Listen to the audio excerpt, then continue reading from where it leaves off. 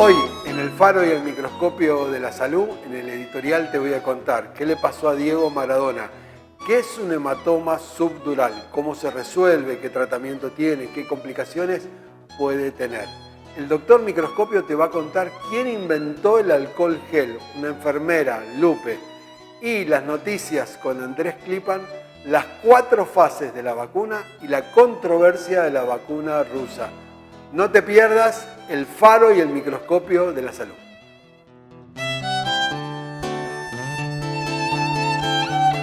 Bienvenidos al Faro y al Microscopio de la Salud.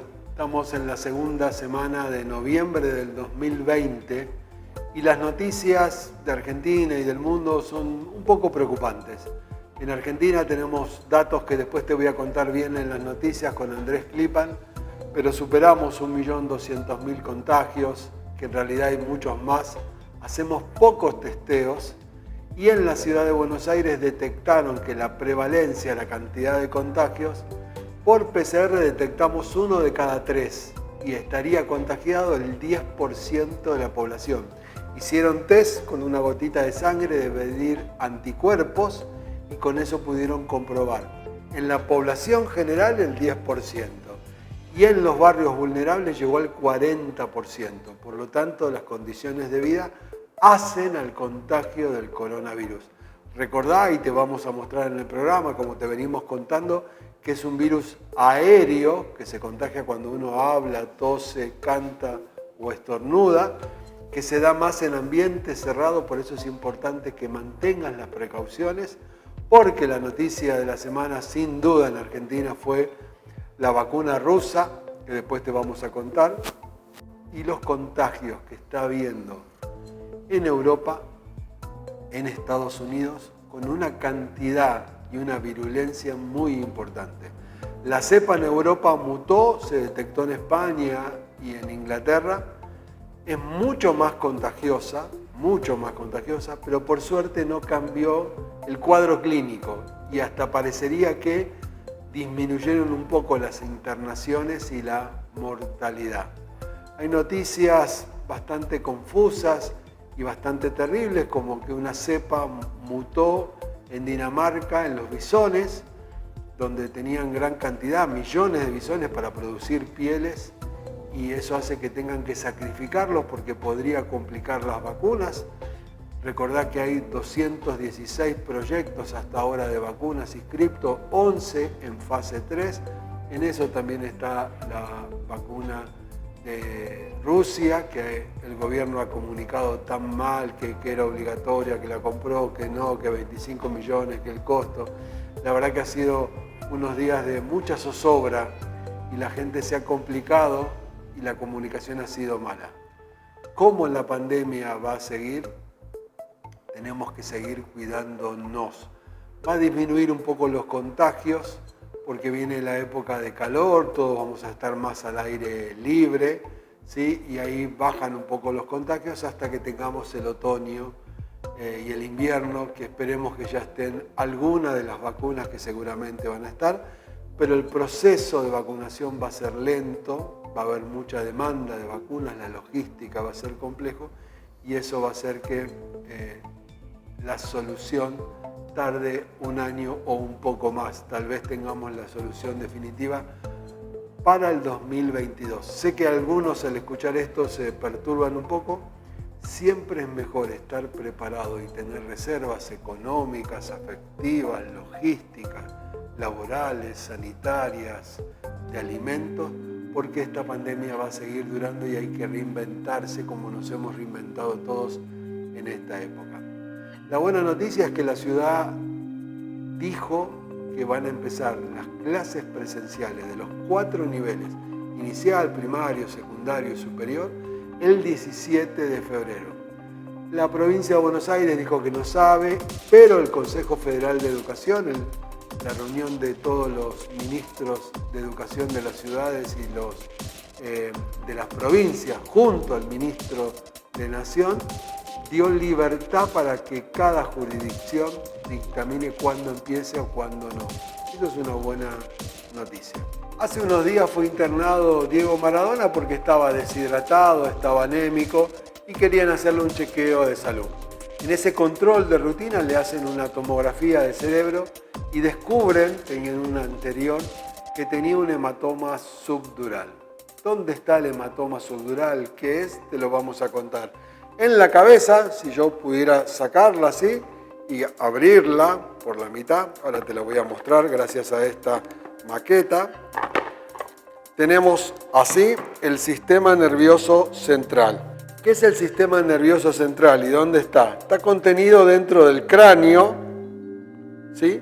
Y tiene el cerebro, el cerebelo, los pedúnculos cerebrales, la protuberancia y el bulbo, y continúa con la médula espinal.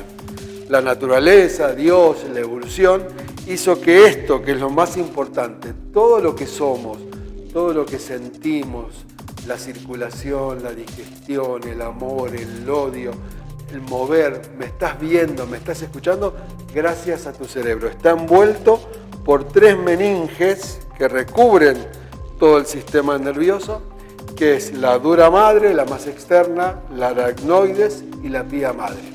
¿Qué es un hematoma subdural? Es una colección de sangre, un hematoma, como si vos te hicieras un chichón, que queda entre la primera y la segunda capa, entre la dura madre y la aracnoides. Ahora, ¿qué pasa? Cuando vos te golpeás y te haces un chichón, crece para afuera, tenés un moretón. Como cubre todo el cráneo, el sistema nervioso con hueso, te lo voy a mostrar, mirá, mejor en este, para que lo puedas ver, que está acá. Saco el sistema nervioso central, ¿ves? Y tiene esto que es el hueso, la calota, el cráneo. A este sistema nervioso está recubierto por las meninges. Cuando esto sangra, no se puede hinchar porque tiene el hueso y de esa manera comprime el interior del sistema nervioso y uno empieza con síntomas. Maradona tenía una lesión por una caída en una bañera del lado izquierdo de su cráneo que comprimía una parte y por eso tenía trastornos de la motricidad, tenía confusión, se sentía mal porque le estaba comprimiendo. Le hicieron una craniotomía, le hicieron un agujerito en la ventana del cráneo, se metieron adentro, aspiraron el coágulo, la sangre que tenía y volvieron a cerrar. Eso es un hematoma subdural. Puede ser agudo por un traumatismo, puede ser crónico en las personas de más de 60, 70, 80 años, puede ser por hipertensión, por un choque, por una caída, ¿sí? O por medicación. Es importante que vos entiendas que al comprimir la cavidad y la magnitud, comprime todo lo que somos del cerebro, el cerebelo o alguna parte, y eso da síntomas neurológicos. Lo operaron en 1 hora y media, lo pudieron resolver y ahora está pasando un postoperatorio. ¿Puede complicarse? Sí, puede tener una infección, puede tener una hemorragia, ojalá que no lo tenga. Pero es una operación importante porque te abren lo más importante que tenés, que es tu cráneo, que vendría a ser como un cofre que guarda una parte más importante.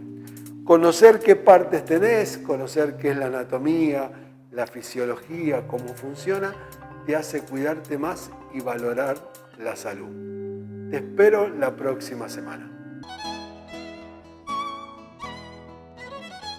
El doctor Microscopio te va a contar una historia fascinante.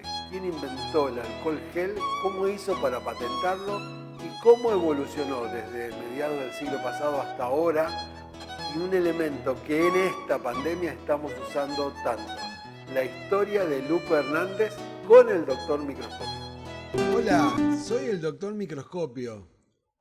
Y hoy te voy a contar la historia de Lupe Hernández, que fue una estudiante de enfermería que en 1966, en California, en un pueblito chiquitito a 200 kilómetros de Los Ángeles, en Estados Unidos, cuando hacía las prácticas, a ella le recomendaban todo el tiempo, para la asepsia, lavarse las manos con agua y jabón.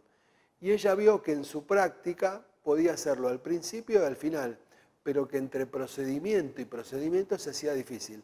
Y se le ocurrió inventar y desarrollar el alcohol gel, que lo podía llevar en un frasquito en su bolsillo y después de atender a un paciente podía higienizarse. Con eso lo usó un tiempo. Un día estaba escuchando un programa y vio que había gente que patentaba su invento y que con eso hacía plata. Dejaron un teléfono en la entrevista que escuchó, llamó por teléfono y patentó por primera vez el alcohol gel. Nunca más supimos de la vida de ella, pero el alcohol gel al principio solo lo usaban los profesionales. En Estados Unidos después lo empezó a usar las Fuerzas Armadas y con la pandemia de la gripe A en el 2009 se hizo su uso masivo porque la gente aprendió que cuando no hay agua y jabón, para lavarse las manos, 20 segundos, los que tardás 2 veces en cantar el feliz cumpleaños, y de esa manera tus manos quedan limpias. Usar alcohol gel es una buena alternativa, ¿sí? Cuando no hay agua y jabón. Siempre preferible agua y jabón. Cuando no, alcohol gel. Y a partir de esta enfermera, esta estudiante de enfermería, Lupe Hernández, en 1966, hoy todo el mundo estamos usando alcohol gel, que de hecho ha subido los precios esta pandemia y ha hecho desaparecer. Y también nos deja una lección, que las crisis a veces son una oportunidad. Lupe descubrió que había un problema y buscó una solución. Ojalá que cada uno de nosotros a los problemas que enfrentemos le encontremos soluciones brillantes como la que creó Lupe. Ahora me voy a seguir investigando. Te espero para que junto al doctor Microscopio descubramos todo lo que no se ve. Bienvenidos al resumen de noticias del Faro y el Microscopio de la Salud. Estamos en la segunda semana de noviembre del 2020 y esta es la situación epidemiológica de la Argentina. En las últimas 24 horas se han hecho 36.435 testeos. Eso suma un total de 3.200.000 y eso da 68.000 por millón de habitantes. Muy bajos los testeos en la Argentina. Los infectados superan el 1.200.000 y la ciudad de Buenos Aires acaba de hacer una investigación epidemiológica donde dice que han encontrado 1 de cada 3 enfermos y habla que la población de la ciudad de Buenos Aires estaría infectada el 10%. Tenemos por día entre 10.000 a 18.000 casos y tenemos más de 33.000 muertos. En estos últimos días ha habido un día que murieron 469 personas y tenemos entre 4.800 a 5.000 personas internados en terapia intensiva. Esa es la realidad epidemiológica de la Argentina, que no superó la primera ola, pero está abriendo todo para que haya vacaciones en este verano. Una de las noticias de la semana fue que se reunió el Consejo Federal de Educación, donde expusieron cada uno de los ministros de Educación de las distintas provincias. Justamente después de esa reunión virtual que se realizó, Verónica Magario, que es la vicegobernadora de la provincia de Buenos Aires, dijo textualmente: dudamos mucho que las clases vuelvan a empezar de manera presencial a partir de marzo. Ha fijado posición la provincia de Buenos Aires manifestando esto. Les quiero comentar, cuando se habla si los chicos pueden estudiar correctamente o no a través de las distintas plataformas virtuales que se utilizan en provincias o en determinadas escuelas, tanto públicas como privadas, lo que sucedió cuando estuvieron conectados los 24 ministros de las distintas provincias y el ministro también de Salud de la Nación, Nicolás Trota. Bueno, tuvieron problemas de conectividad. Los ministros, imagínense qué es lo que pasa dentro de cada hogar, los ministros.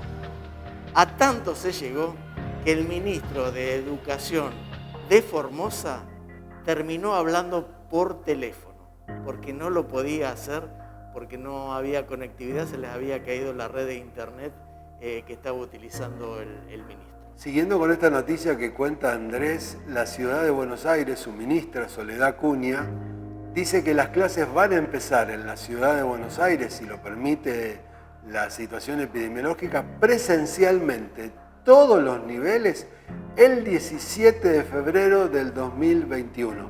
Llamarían a los docentes a partir del 8 de febrero, que terminan las vacaciones, del 2021, prepararían la escuela y a partir del 17, porque quiere que las clases empiecen, porque quieren prevenir la segunda ola de contagios, que es lo que está pasando ahora en Europa, porque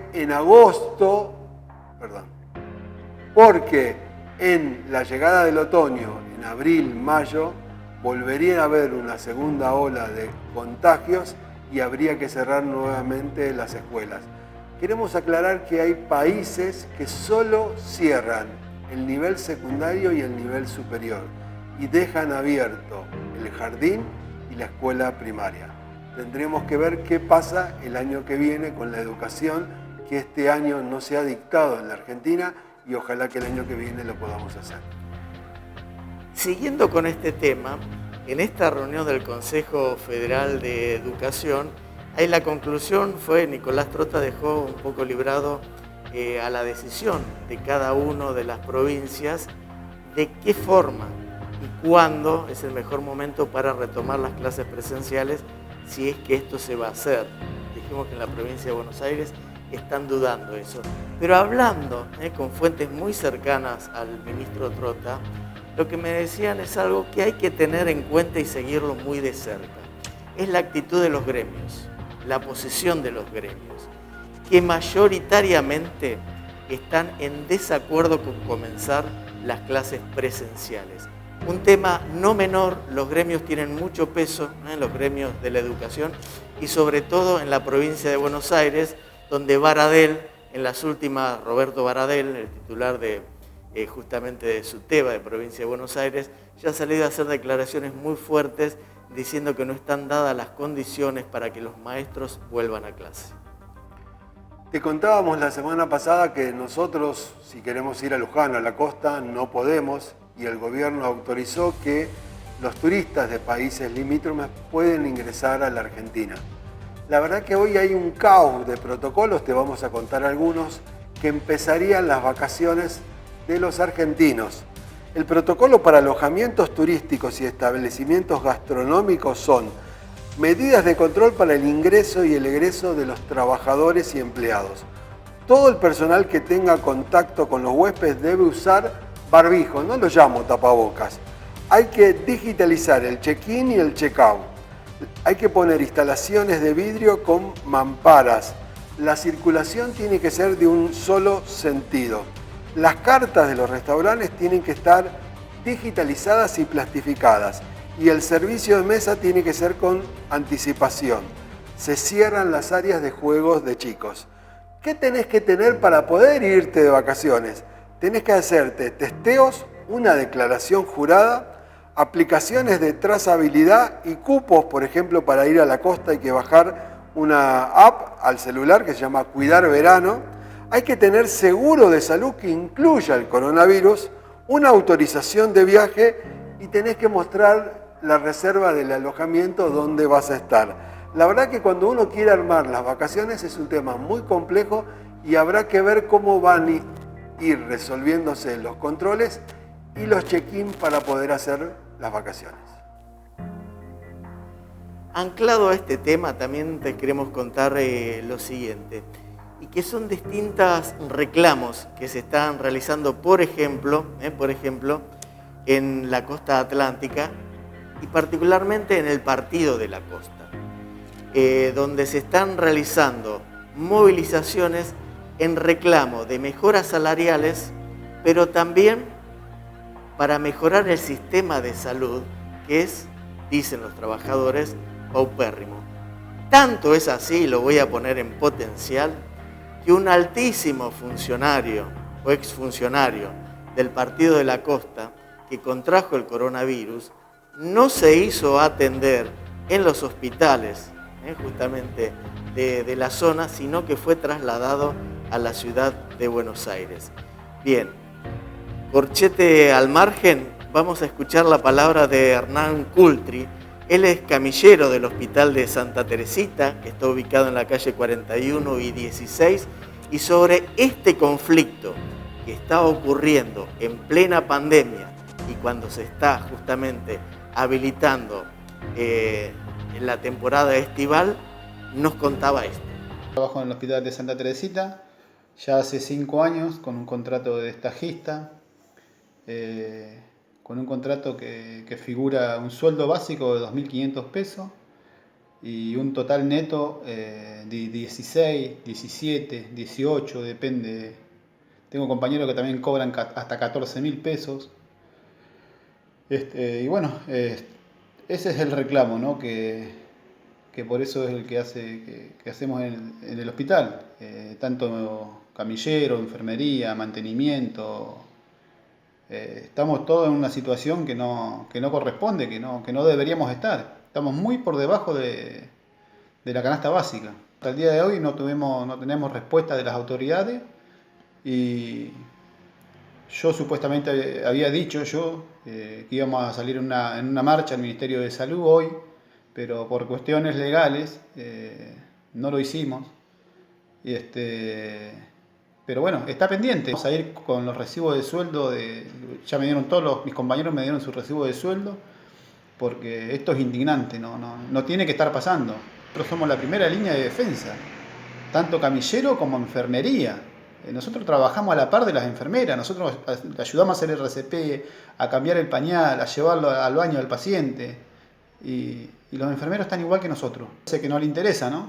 No le interesa el personal de salud, que deberíamos tener prioridad, porque estamos en una pandemia, ahora se viene la temporada y esto es imposible, ya no da para más.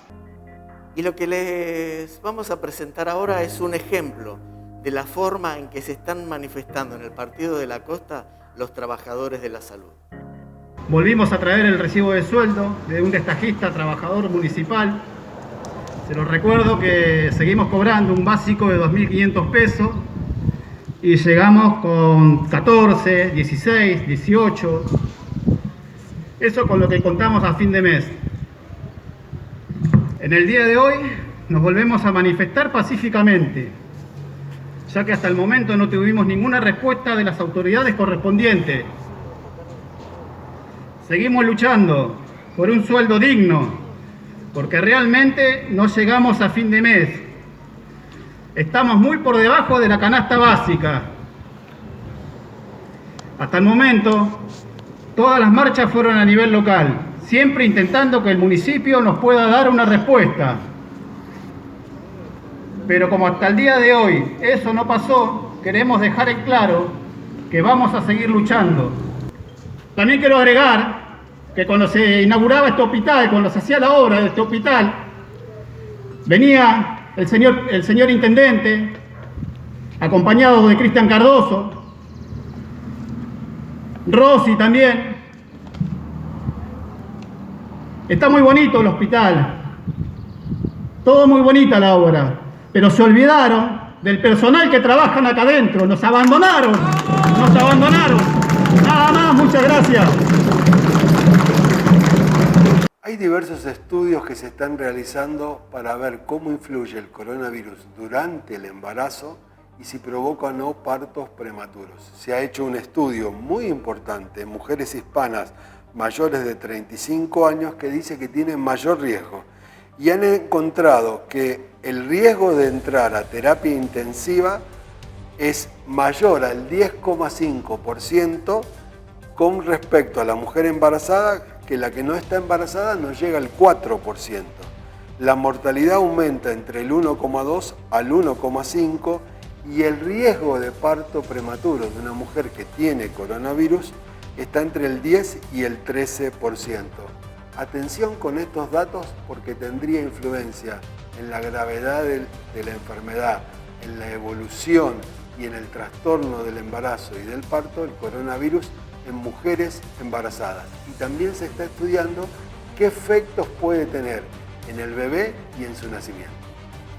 A mi forma de ver, el gobierno nacional está comunicando muy mal el tema de las vacunas. El presidente de la Nación nos ha dicho, lo has escuchado vos, ustedes, prometiendo o diciendo, asegurando que a partir de diciembre, enero, comenzaría la vacunación en la Argentina.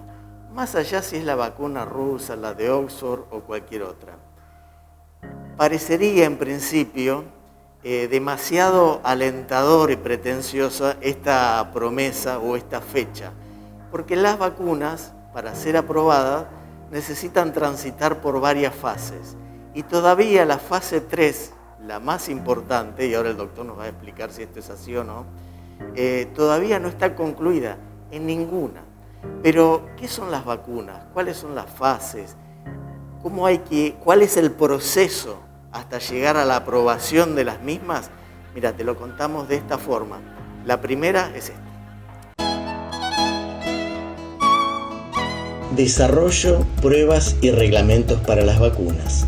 El desarrollo de una vacuna es un proceso largo y complejo que a menudo tarda de 10 a 15 años e involucra la participación combinada de organizaciones públicas y privadas. El sistema actual para crear, probar y regular vacunas se creó durante el siglo XX, cuando los grupos involucrados estandarizaron sus procedimientos y reglamentos. Los primeros pasos son los siguientes. Es el estudio de laboratorio en animales. La etapa de la exploración involucra la investigación básica de laboratorios y a menudo dura de 2 a 4 años. Los científicos, académicos y gubernamentales con financiamiento federal identifican antígenos naturales o sintéticos que podrían ayudar a prevenir o tratar una enfermedad. Para la aprobación de una vacuna son necesarias varias fases. Las metas de las pruebas de la fase 1 son evaluar la seguridad de la vacuna candidata y determinar el tipo y el alcance de la respuesta inmunológica que provoca la vacuna. Un ensayo prometedor de fase 1 avanzará a la siguiente etapa. Fase 2 de los ensayos con la vacuna. Un grupo más grande de varios cientos de personas participan en las pruebas de la fase 2.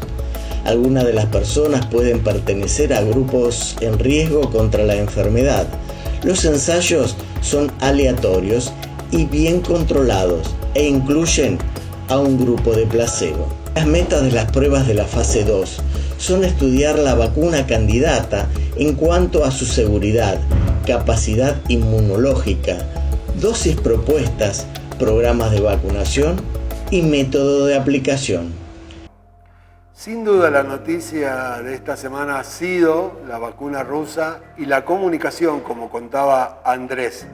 Y acá hay 3 cosas a tener en cuenta muy importantes. Te contamos la semana pasada que los senadores aprobaron la ley, que habían aprobado diputados, de una ley de vacunas a favor del coronavirus, que le da plena potestad al Ministerio de Salud para comprar y tiene libertad. El ANMAT la registra, pero el que aprueba y hace el contrato es el Ministerio. Y acá hay un detalle no menor. Oxford ha puesto una vacuna en el mercado a un precio, cuando esté aprobada, que oscilará entre 3 y 4 dólares. El gobierno ha dicho que la vacuna rusa, cuesta 19 dólares con 90 cada dosis. Algunos han interpretado que son las 2 dosis ese precio, pero rondarían los 20 dólares.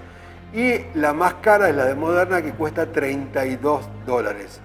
Por las dosis que dan, hay una cuestión económica muy importante, más allá que lo que hay que medir, si la vacuna es efectiva, si previene el coronavirus y no trae complicaciones.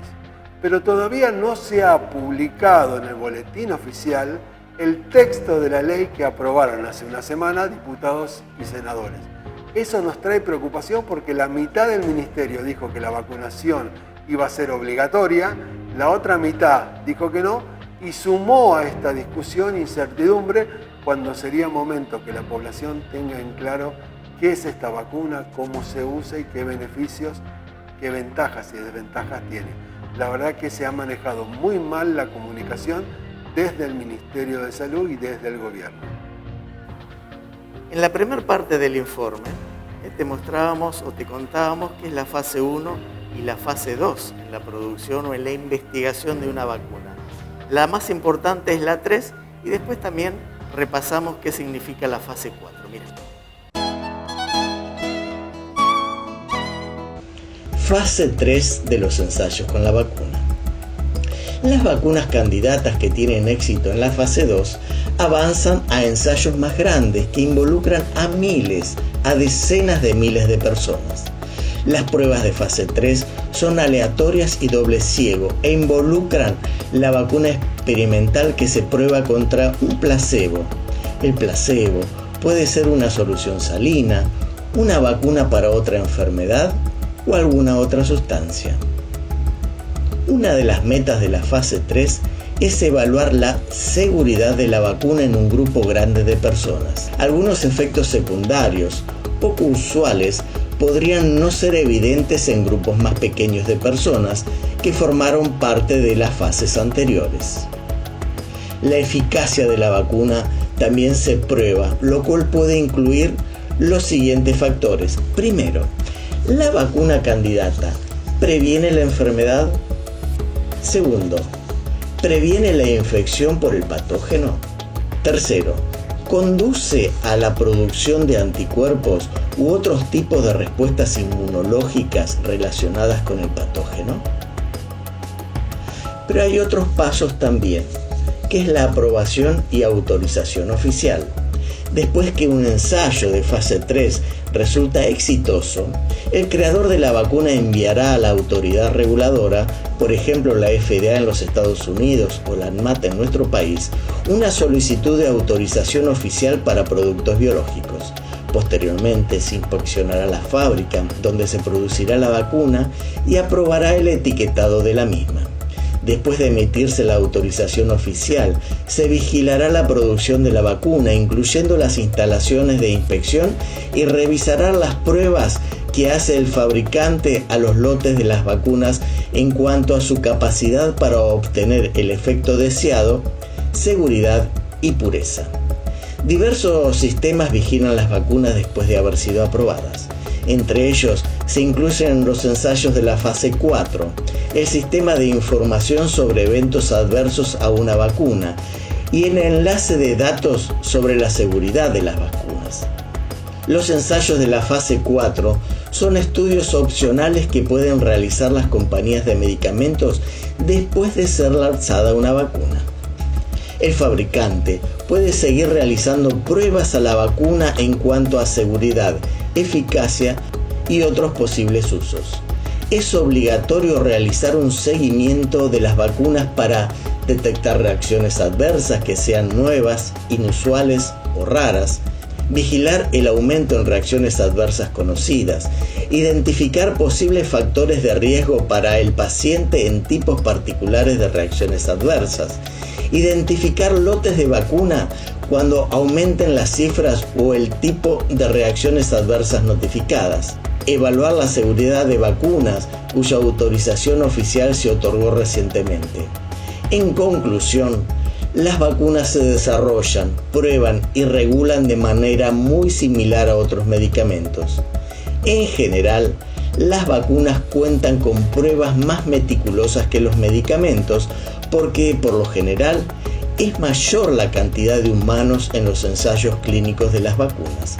Además, el seguimiento de las vacunas, después de que se otorga la autorización oficial, se examina minuciosamente por los Centros para el Control de Enfermedades y la FDA, por ejemplo, en los Estados Unidos.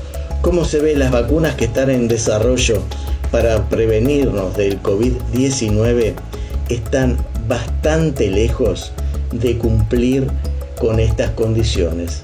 Es más, ninguna de ellas aún superó la fase 3. Te contamos las 4 fases de la vacuna. La vacuna rusa, que en realidad son 3, la que compró Argentina, solo tiene publicado la fase 1 y la fase 2 en The Lancet. Y ha comenzado en septiembre, recién va a terminar en mayo del 2021 la fase 3, con pocos individuos, pero quiere incluir 40.000.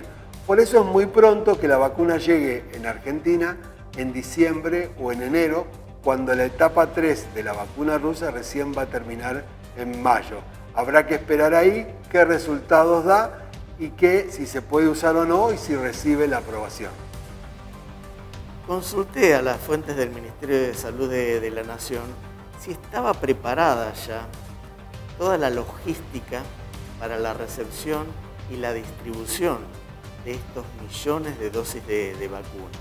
Entre otras cosas se necesitan cámaras frigoríficas y esto depende de cada una de las vacunas, de entre 2 y 8 grados centígrados. Pero llegan del exterior, muchas de ellas, congeladas en nitrógeno líquido, a menos de 80 grados centígrados. Hay que tener también dispositivos especiales para descongelarlas y que queden entre 2 y 8 grados y que no se dañe, doctor. De esto me parece que no se está hablando. Hay un estudio de previsión de la distribución. Una cosa es tener la vacuna aprobada. La otra es la logística, que es un tema que vos introducís muy bien, Andrés, y tiene que ver cuántos cientos o miles de aviones tienen que distribuir si llegan en barco. Algunas usan, como contabas vos, una cadena de frío a temperatura baja, otras necesitan menos 70 grados y algunas tienen un reservorio y hay que preparar jeringas, agujas, vacunadores, transportadores para conservar la cadena de frío. Si una vacuna pierde la cadena de frío, la vacuna se inactiva, no sirve. Por eso es tan importante y tiene controles tan estrictos. Desde dónde se fabrica, cómo se transporta, dónde se guarda, lo que contaba Andrés, qué contenedores refrigerados, qué volumen de vacunas tenés y si la producción del que la está haciendo alcanza para distribuirla. La verdad que no es un tema menor. Hoy estamos enfocados en la culminación de la fase 3 y en la aprobación. Recordemos que al día de hoy no hay, de las 11 vacunas, de las 216 totales, de las 11 que están en fase 3, no hay al día de hoy ninguna vacuna aprobada. Veremos cómo se resuelve este tema tan importante para la salud mundial. Vamos imaginariamente a nuestra provincia de Córdoba, porque en plena pandemia, el Estado provincial, repito, Córdoba, está echando y suspendiendo a trabajadores de la salud.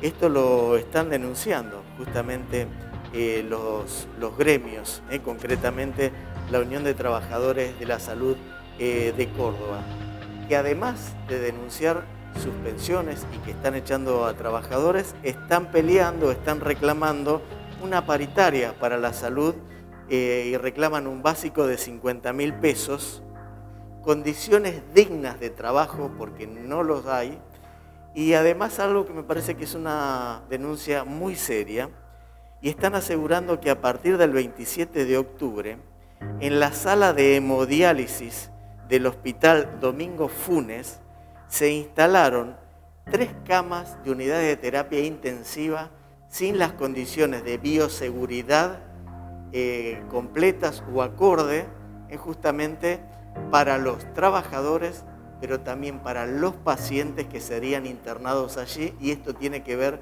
con el desborde y la falta de camas de terapia intensiva en el sistema de salud cordobés. El rebrote de casos que hay en Europa, que le llamamos segunda ola o segundo contagio, tiene que ver con 2 circunstancias.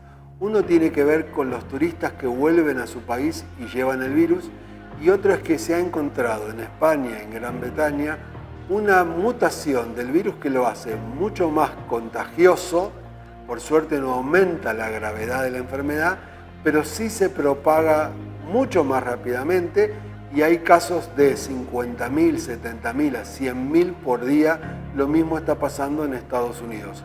En conjunto con esto, Dinamarca va a sacrificar a millones de bisones por una mutación del coronavirus que infectó a 12 personas, obviamente humanas, pero esta mutación tiene miedo el ministro de Salud de Dinamarca que complique la vacuna y que haga que sea resistente porque interfiere con los anticuerpos humanos.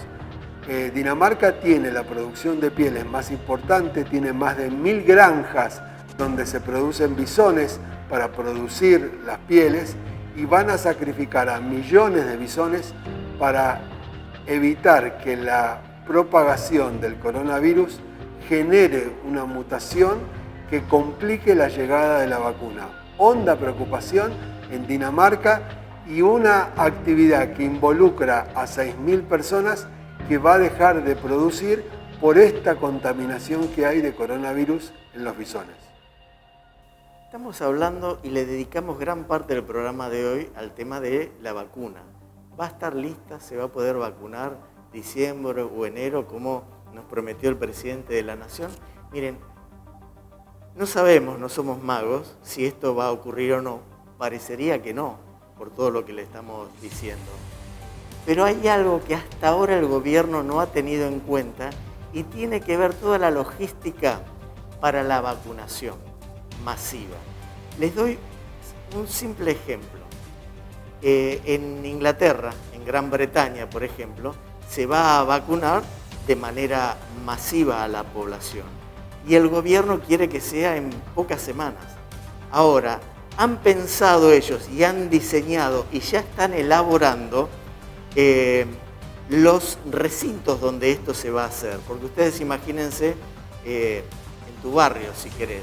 A ver, ¿dónde van a hacer la cola para la vacunación, por ejemplo? No hay tantos vacunatorios. Bien, en Inglaterra, ¿sabes qué están haciendo?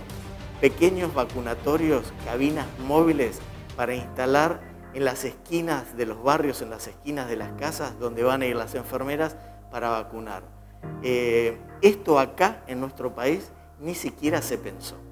Para finalizar este resumen, te queremos contar que aparte de hablar del coronavirus, como te hemos contado con Andrés hasta ahora, dos cosas muy importantes. Está habiendo una epidemia oculta de otras enfermedades. Te contamos en este programa y denunciamos, sin que produzca efectos todavía, la falta de medicamentos oncológicos en la provincia de Buenos Aires. Andrés Flipan te contó la interpelación al ministro Goyán, que no fue al Congreso de la provincia de Buenos Aires. Y también mucha gente que quiere hacerse estudios de prevención, de diabetes, de hipertensión, de cáncer, de otras enfermedades, que están siendo desatendidas. Todavía no sabemos qué impacto tiene, pero han bajado las consultas entre un 50-60% y se ha dejado de operar cirugías que eran importantes en más del 70%. Hay otra epidemia oculta de enfermedad y muerte aparte del coronavirus y el sistema de salud le debe una respuesta a toda la población. Te esperamos la próxima semana. Te vamos a mostrar diferentes videos con explicaciones de este virus, el coronavirus, que es un virus aéreo, para que sepas cómo protegerte, cómo prevenir y cómo se disemina esta enfermedad. Lo que vamos a ver en este video es la importancia de usar barbijo o no usarlo y que esté bien ajustado. En la primera imagen vemos cuando alguien habla o dice alguna palabra sin barbijo y vemos cómo las partículas salen al exterior y contaminan todo el ambiente. Esto es muy importante para saber cómo uno contagia el coronavirus. Cuando uno habla sin mascarilla o sin barbijo, salen al exterior, y cuando uno tiene un barbijo, la posibilidad de que salgan se reduce notablemente. Ahora es muy importante que el barbijo esté bien ajustado y no pueda permitir que las partículas del virus salgan al exterior. Si no está bien ajustado, cuando uno habla, salen al exterior. Entonces, uno es cuando está bien ajustado, que no permite que esas partículas salgan, y cuando uno lo tiene mal colocado, por más que tenga un barbijo, salen al exterior. Acá con un modelo experimental, con una máquina que despide, le pusieron un barbijo y van a ver la diferencia cuando está bien puesto, que no puede salir, que cuando está mal puesto y por los costados del barbijo que no está ajustado en la nariz, en la boca y en los pómulos, sale al exterior. Ahí estamos viendo la imagen claramente como el aire respirado y los virus salen por los costados, en este caso de color azul. Y estos son los lugares donde uno indica que la falta de ajuste entre el barbijo y la piel puede salir. Eso tienen muy claro los japoneses y por eso te contamos las cifras diferentes. Japón no tuvo que hacer confinamiento o cuarentena toda la gente usa barbijo y de esa manera se protegen de las enfermedades respiratorias. Como en este video lo que vemos es en una reunión de gente en un ambiente cerrado, cómo los aerosoles que uno respira, acordate que en la inspiración el aire entra y en la expiración el aire sale, hay dos tipos de gotas. Hay gotas gruesas que permanecen en el aire y caen al piso, ¿sí? En diferente tiempo. Y hay gotas finas que se hacen como un aerosol y permanecen en el aire.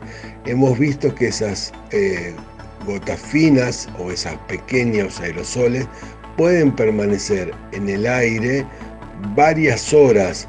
Por eso en un ambiente cerrado el coronavirus sí puede transmitirse y contagia. Este es un dato muy importante. Cuando estamos al aire libre esto se disipa más rápido, las gotas gruesas caen y estas finitas que permanecen se disipan rápidamente. En un ambiente cerrado quedan por la falta de ventilación o la poca ventilación o la recirculación del aire y de esa manera las personas se contagian. Es lo que pasa en un restaurante, en un aula o en un transporte público, también en un ascensor. En este video vamos a ver la importancia que tiene la ventilación en los ambientes cerrados. ¿Te acordás que el coronavirus es un virus aéreo y los aerosoles tenían gotas gruesas que caen al piso y gotas finas que permanecen? Si en una habitación tiene buenas ventanas y tiene puertas que están contrapuestas, la renovación del aire es muy importante y eso hace que cambie y que pueda salir el aire que está contaminado. La otra forma de hacer, y eso tarda, con cuánto tiempo tarda en renovarse el aire, de acuerdo si tiene la ventana, si tiene puertas, si tiene doble puerta, o sea, si las puertas están enfrentadas o más ventanas. La otra forma es si uno le pone aire limpio con un ventilador o con un extractor o con un aire acondicionado, cómo se renueva y el tiempo que tarda en cambiarse. Y en la simulación que hicieron brillantemente los japoneses en este video, con un ventilador, ¿sí? Con una prueba especial, muestran cómo se renueva el aire y el tiempo que tarda en cambiar, si lo forzás o no, y si queda circulando o si ingresa o si sale aire, cómo cambia.